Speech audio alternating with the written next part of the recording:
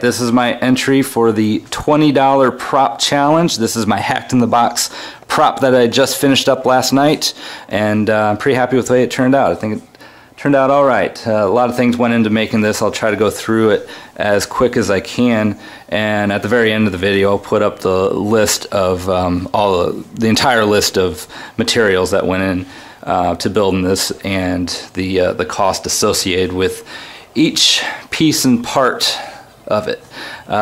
First off, I started off with had a bunch of 2x4 drop-offs that I ripped down in half to about an inch and a half by an inch and a half piece.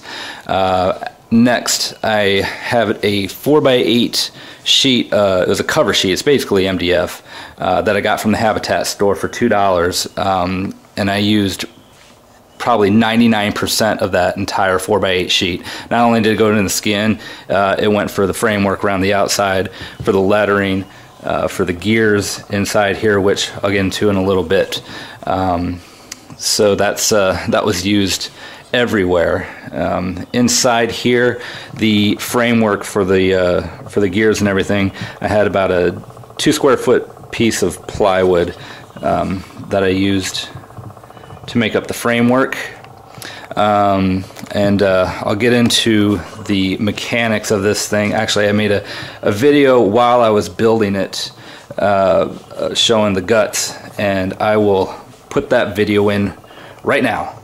Alright, I'm going to show you what I got thus far. It's coming along pretty nicely. I wanted to shoot this real quick before I get any further along, because once it's assembled it's going to be difficult to show you guys how this works. But as you see, I got the elbow there. This is going to be the crank for the jack in the box, and I'll show you how we got this working here, the guts of the whole thing.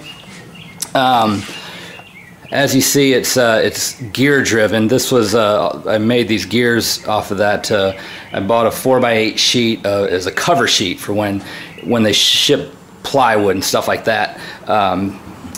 They put a cover sheet on it to protect it, and I got a whole sheet for $2 at the Habitat store. So everything on this whole project is cut out of this single 4x8 sheet. But anyway, here's the gears you see going.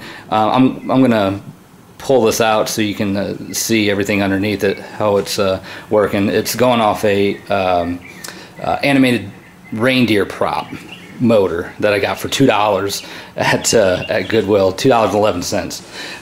But anyway, this is also going to work as a swaying zombie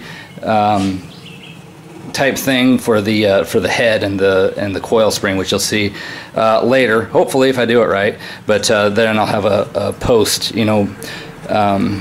mounted in here somewhere that'll rotate, and just like you've seen any other swaying zombie. But anyway, this is once I get it put together a little bit further, you're not going to be able to see all this, so I figure I better take a video of it now before I get any further. So stay tuned. I'm going to pull this out and show you the guts of it. All right, here's the guts of the jack in the box. Here we got our reindeer motor, which I got for the was it $2 at Goodwill, the outlet store, pay by the pound. We've got a little wheel here. This is basically a support for the big gear, and I'll show you that once I get it. I'm just going to manually put this thing together. Here's the small gear, which drives the crank handle on the outside of the box. So that just slips in here. You see here I got two little spacers here. I had to do that as I was playing around with this. I had to move stuff in and out, but so that worked out all right. You can see here I got two of them right there that put it this wheel here right where I need it.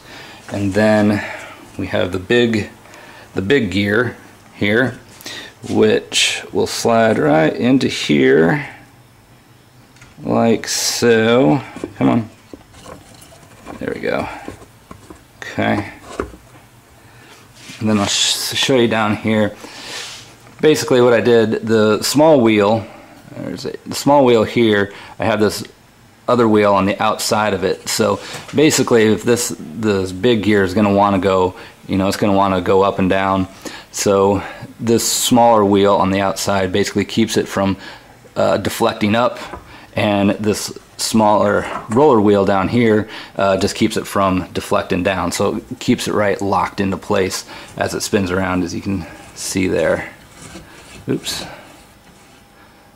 There. So anyway, that's it. Let's see. Then on top here, I got this. This used to be a angle bracket, and I'll show a picture of it before I smash it down, made it flat. But the reason why I use this is it's got the slot in here, and the shaft of the motor has, you can't really see it, but there's two little flat sides on it. Yeah, you can't really see it, but anyway, this basically locks it there in place. And so otherwise, if I just screwed it down with a regular machine screw, if it tried to, if it got bound up or anything, the motor would just keep spinning inside there. So with this, I'm able to have this other screw out to the side here, which locks it down into place. So that's it for the motor and the guts. I'm going to put it back together and get it painted up and see what we get. One thing I wanted to add was that the gears needed to be pretty precise. So what I did was I drew it up on AutoCAD and then printed that out and overlaid that on top of the pieces of wood before I cut them out to make sure I got them as close to perfect as possible. Okay, now that we got everything put back together and it's all painted, we have a 1/2-inch piece of PVC pipe running up through the coil spring. The coil spring is nothing more than this it's not styrofoam, but it's a foam insulation, as you can see here. I found this out of the garbage behind my work. It's used for insulating between aluminum storefront frames and walls. So I took some of that, I cut a slit down the middle of it, and I'll put some pictures up here, and I straightened out some coat hangers and put the coat hangers inside there, glued it back together. I painted it white first to make it a little bit lighter, and then I went back over it with a lime green spray paint.